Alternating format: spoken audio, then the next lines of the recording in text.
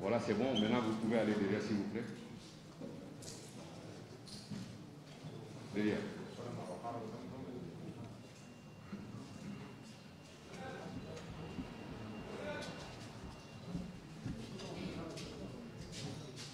Bonjour tout le monde. Bienvenue à cette première conférence de presse d'avant-match du groupe B. Vous avez en face de vous le sélectionneur national du Sénégal, M. Aliou Cissé. Il est venu avec Idrissa Gana Gueye. Donc, du coup, on va démarrer notre conférence de presse. Coach Aliou, vous arrivez dans cette compétition avec le statut de favori. Dites-nous comment vous gérez ce statut de favori. Avec ton micro ou pas? Bonjour à tous, soyez tous les bienvenus. Ce statut de favori, en réalité, le Sénégal même quand le Sénégal n'a pas été favori, on l'a toujours positionné comme favori. Donc ce que je peux dire, c'est qu'au-delà d'être favori, nous, ce qui nous amène, c'est gagner le trophée. Donc pourquoi être favori si on a la possibilité aujourd'hui de gagner le trophée? C'est ça notre objectif. Comme vous le dites, il y a d'autres sélections qui sont là aussi, qui ont envie de gagner ce trophée. Il n'y a pas que le Sénégal. Mais sur ces dernières années, quand on voit aussi l'évolution de cette équipe sénégalaise, c'est normal qu'aujourd'hui, quand tout le monde nous voit comme les futurs champions d'Afrique. J'espère que leur vœu se réalisera parce que nous aussi, on en a envie. En tout cas, on aborde cette compétition avec beaucoup de sérénité, avec beaucoup de confiance aussi et surtout énormément d'humilité. Yes.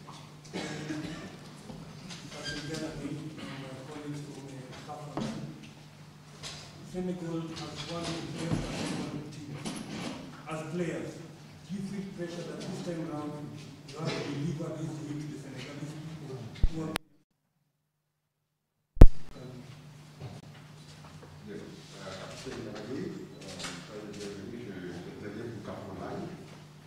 vous arrivez, n'est-ce pas, évidemment, à cette compétition. Qualité, n'est-ce pas, votre qualité, n'est-ce pas, favori.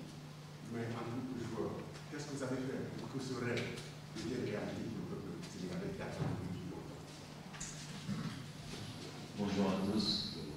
On a dans cette compétition avec, comme l'a dit le coach, beaucoup de sérénité. On a eu beaucoup de temps pour bien travailler et espérer gagner ce trophée qui nous manque depuis des années.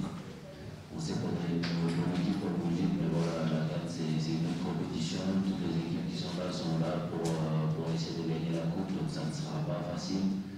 À nous de faire ce qu'il faut sur le terrain, de se concentrer sur notre équipe et de faire le maximum pour affronter ce trophée à la maison. Première question, vous donnez votre nom, le nom de votre organe, et voilà, vous posez la question. Je commence par ici, oui, allez-y.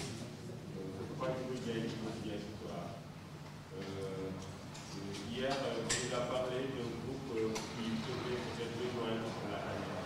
Est-ce qu'on peut avoir des informations concernant ce groupe qui devait venir de Dakar? C'est vrai qu'on a commencé notre préparation à Dakar. Après les informations, vous les avez eues. On a eu à laisser 9 soldats derrière nous. Donc petit à petit, ils sont en train de nous rejoindre. L'homme est arrivé. Moustapha Nam est arrivé. Nous attendons toujours Pape Matar Sarr, Bamba Dieng, Saliou Ciss, Mamba Bacham.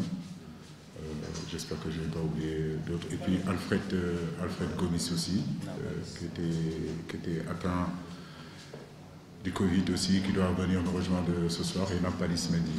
Donc vient s'y rajouter encore, comme vous le savez, le cas de Koulibaly, le cas d'Edouard Mendy et de Famara Diédhiou. C'est des situations difficiles, c'est des moments compliqués pour l'humanité, compliqués spécialement pour le football.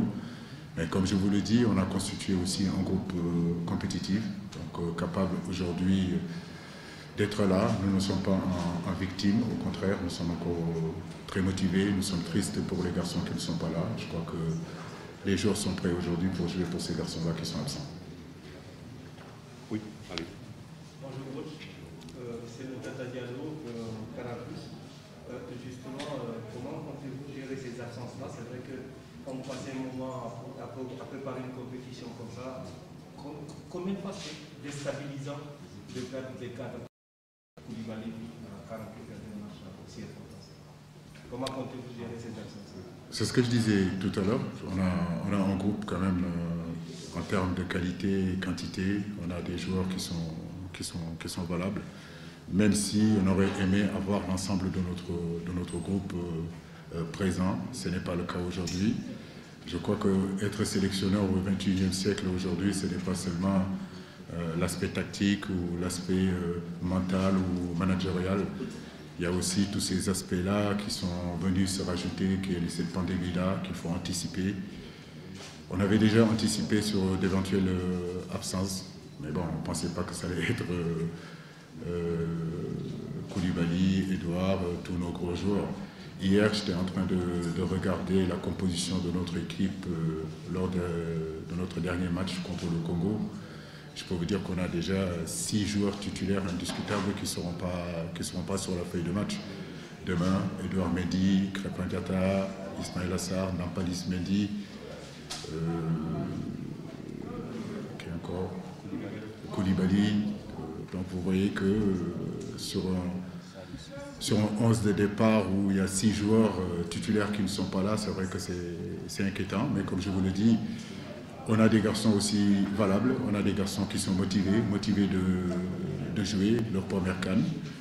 Et nous abordons ce match contre le Zimbabwe vraiment avec beaucoup de confiance. Très bien, allez-y.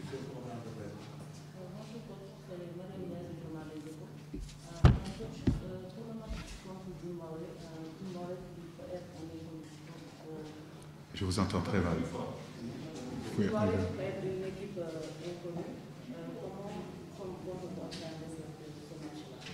non, le Zimbabwe n'est pas une équipe inconnue. Attention, le Zimbabwe est une bonne équipe. Le Zimbabwe aujourd'hui fait partie des équipes qui sont les plus présentes de cette CAN-là depuis l'histoire de cette CAN. Et vous connaissez les histoires entre le Sénégal et le Zimbabwe, ça ne date pas d'aujourd'hui. Nous respecterons cette équipe-là, nous l'avons toujours respectée et nous savons que nous allons vers un match très disputé. Il est important, si vous voulez, de rentrer dans une compétition en empochant les 3 points. Ils auront à cœur aussi, eux, de prendre les 3 points et nous aussi. Donc je crois que dans cette CAN-là, gare aux équipes qui manqueront d'humilité parce que toutes les équipes se sont préparées et on sait que chaque CAN, il y a toujours des surprises. Donc à nous d'être concentrés, à nous de rester sur le sujet, ne pas se disperser, ne pas se laisser divertir par l'environnement, mais surtout se concentrer pendant 90 minutes pour empocher ces 3 points-là. Par ici, une question pour le joueur. Asseyez-vous, vous pouvez vous asseoir. Une question pour le joueur. Pour le coach, pour le joueur. Allez-y.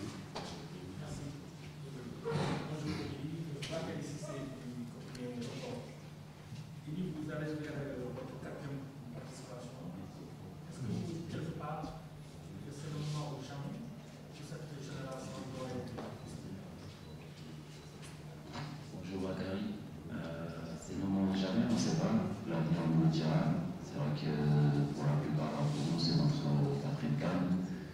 Mais pour la majorité de l'équipe aussi, c'est leur 2e ou 1re CAN. Voilà, on a vu la progression que le Sénégal a fait depuis des années.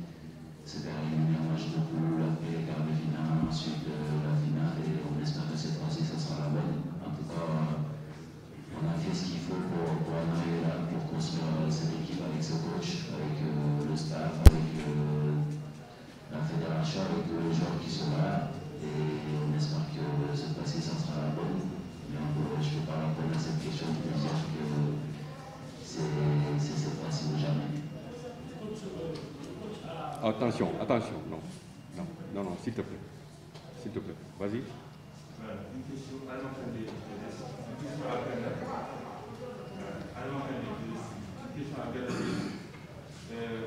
on sait que dans ce temps de compétition, c'est souvent le CDD, oui, empêche de l'idée de penser que dans ce genre de compétition, c'est souvent aux ennemis qui ont tourné à eux.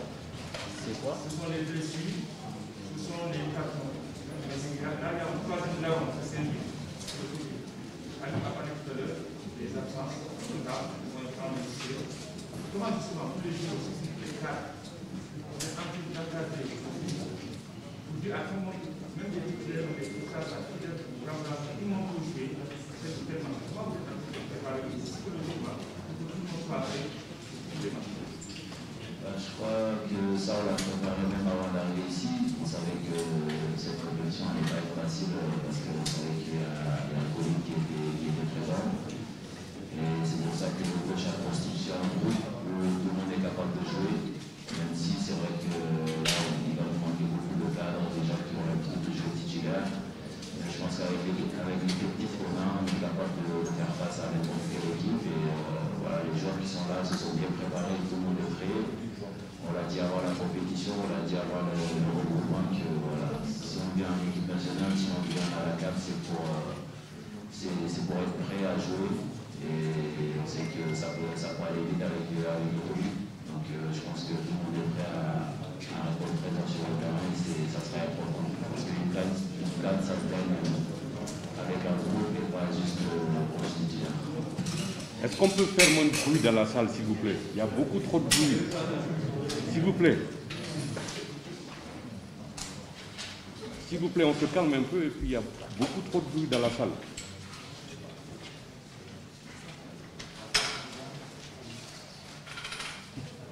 Attendez, une seconde.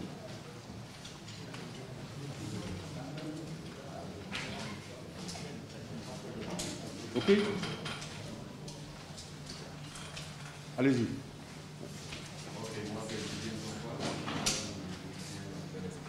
Préparez le plus fort, s'il vous plaît. Viviane Dompa, travaille pour une bonne institution et la chaîne Finance Télévision. Je voudrais savoir, quand quel est l'état d'esprit entre les joueurs au moment où plusieurs cas de Covid sont signalés dans votre sélection, ou bien de rester quelques minutes, et aux politiques de jouer qui dépend l'honneur de ceux-là qui prochainement va le disait, on fait partie de la sélection. J'entends rien. Parlez un peu plus fort, voilà. Bon, je dis, vous qui avez eu le privilège d'être testé négatif. Mais le masque, s'il vous plaît. Voilà. Je dis, vous qui avez eu le privilège d'être testé négatif et probablement vous ferez partie de ce groupe, qu'est-ce que vous dites? Qu'est-ce qu'il faut jouer pour vos coéquipiers qui n'ont pas pu être là parce qu'à tel Covid, ou bien c'est l'occasion pour vous de saisir, pour les jeunes qui doivent, comme le l'a signalé, de saisir une place dans cette sélection? Comme je l'ai dit, on est un groupe et tout le monde est prêt à jouer. Voilà, aujourd'hui, il y a 16 ou 17 joueurs qui ont eu la chance de tester négatif. Et comme le coach l'a dit, on va jouer ce match-là pour nos soldats qui sont restés derrière, qui ont été testés positifs et qui auraient aimé être là pour défendre les couleurs de la nation. Oui, allez-y. J'ai une question pour le public et une question pour le coach. Une question, s'il vous plaît. Oui, vous choisissez. Donc, je choisis. Vous avez, à mes études, je suis journaliste à la Voix de l'Amérique et à Sport 224. Il dit, avec le forfait de Kalidou Koulibaly, vous allez retrouver le brassard. Qu'est-ce que ça va faire? Je trouve que c'est très important. Tu viens de me le prendre, je n'étais pas au courant que j'allais prendre le brassard. Vous êtes un capitaine? Allez-y. Tout le monde est capitaine, on a beaucoup de cadres dans cette équipe et tout le monde est capable de prendre ce brassard. Voilà, ça sera toujours une fierté pour n'importe quel joueur. Mais le plus important pour nous, c'est de jouer des matchs et de bien défendre les couleurs de la nation. Après, c'est le coach qui fait ses choix et qui choisit son capitaine. Bonjour, Thomas Saint-Léger avec vous. Par rapport au groupe qui avait buté sur la dernière marche en Égypte, qu'est-ce qu'il y a de plus cette année qui peut vous permettre d'aller au bout? Je crois que le groupe qui était en 2019 il y a beaucoup de joueurs qui n'y sont plus, mais il y a d'autres garçons aussi qui sont là. Je crois que le groupe de cette année, pour moi, est encore meilleur, beaucoup plus équilibré. Il y a plus de complémentarité dans le jeu. 2017 a été une autre mentalité, un autre groupe. 2019 a été un autre groupe. Et de 2019 à aujourd'hui, il y a pratiquement 2 ans et demi, d'autres garçons se sont montrés. Il y a eu l'éclosion de jeunes joueurs, de jeunes talents qui sont arrivés pour renforcer le groupe. Donc je pense qu'on est encore plus fort, on est encore beaucoup plus équilibré. Allez-y. Derrière, madame.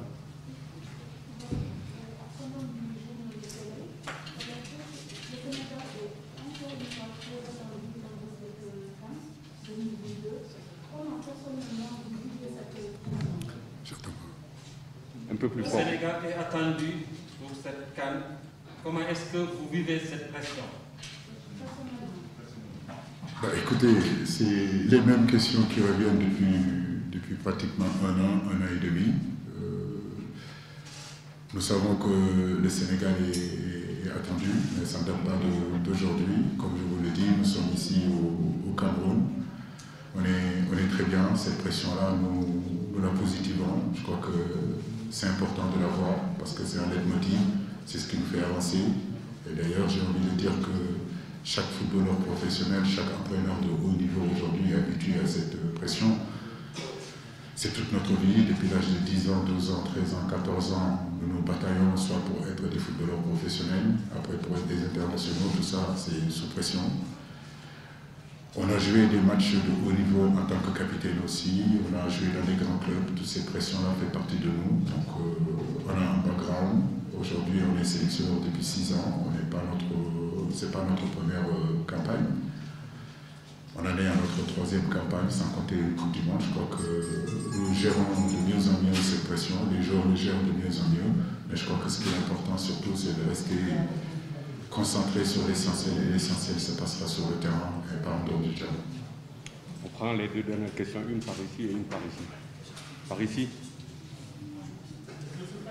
Personne d'autre ne veut poser. Non, vous êtes les mêmes. Ok, allez-y, Bakary.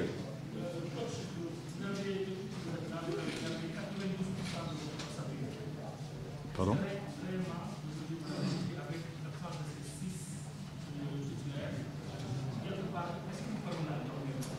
Bakary, je t'entends pas très bien. Avec le masque, c'est compliqué. Voilà, je disais tantôt, depuis que vous êtes là, vous avez gardé 92% de votre ossature. Sur votre liste aussi, parce que vous avez 8 titulaires indiscutables. Aujourd'hui, vous l'avez dit, vous êtes plus ou moins décimé par la Covid-19. Quelque part, avez-vous des arguments solides pour présenter, n'est-ce pas, une équipe vraiment compétitive face à la Covid-19, ce que vous avez dit, vous avez les attractions de cette équipe? Tout à fait. Je le disais tout à l'heure, je pense qu'aujourd'hui, le groupe qu'on a constitué est un groupe de qualité où on a anticipé en cas de blessure, en cas de carton, d'autres joueurs qui pourraient venir pallier aux absences de nos titulaires entre guillemets. Mais comme je vous le dis, on est dans une situation aujourd'hui très compliquée. Le Sénégal est touché et je suis persuadé aussi que d'autres sélections le seront, le sont. Donc tous les entraîneurs aujourd'hui devraient s'organiser, planifier, anticiper. Ça ne m'empêche pas de dormir parce que j'ai confiance en l'ensemble de mon groupe, parce que je sais que j'ai un groupe de qualité. Et demain, Inch'Allah, on mettra en tout cas la meilleure équipe possible, avec des joueurs motivés, des joueurs qui seront sans doute et aucun doute à la hauteur de l'événement. Comme je le disais tout à l'heure, bien sûr que chaque entraîneur préfère avoir l'ensemble de son groupe présent et présent physiquement. Ce n'est pas le cas, mais ce n'est pas une excuse pour nous. Je crois qu'aujourd'hui, le Sénégal est en rang. Tout à l'heure, on parlait de favoris. Donc, dans nos esprits, dans nos comportements, dans nos attitudes, rien ne change. Nous restons, malgré qu'on soit décimés, nous restons vraiment avec beaucoup d'ambition encore. La dernière question, vas-y. Bonjour Elio, Eric Mamrud de RFI. Vous parliez de la pression. Comment vous vous la gériez. Concernant les joueurs à proprement parler, il y a beaucoup de nouveaux joueurs. Est-ce qu'il y a un travail spécifique de fait à leur égard et qu'ils gèrent le mieux possible ces attentes, cette pression? C'est des footballeurs de haut niveau. Certains jouent au Paris Saint-Germain. Quand vous parlez de pression, je crois que moi j'ai joué au Paris Saint-Germain. Quand je joue au Paris Saint-Germain, vous pouvez me croire qu'il y a énormément de pression. Parce que on demande des résultats. Quand vous jouez à Chelsea, quand vous jouez à Napoli, quand vous jouez dans tous ces grands clubs-là, la pression fait partie de vous. Quand vous êtes sélectionneur de l'équipe nationale du Sénégal, la pression fait partie de vous. Quand vous avez envie de gagner, cette pression fait partie de vous. Donc pour moi, je crois que je l'ai dit tout à l'heure, ce qui est important, c'est de rester focus sur le terrain, parce qu'en réalité, tout se passera sur le terrain. Tout ce qu'on peut dire de gauche à droite, de droite à gauche, la seule vérité restera sur le terrain, et c'est sur ce terrain-là, je crois qu'on a les arguments à faire valoir. À nous de jouer à notre meilleur niveau, à nous de respecter les adversaires, à nous d'avoir confiance en nous, de savoir que nous sommes capables de faire le très bon, on l'a fait dans le passé, mais tout en gardant vraiment l'humilité qu'il faut, en ne sous-estimant aucune équipe, parce qu'on sait que ça va être une compétition très difficile. Merci coach, merci Idrissa. On se retrouve tout à l'heure pour la conférence de presse.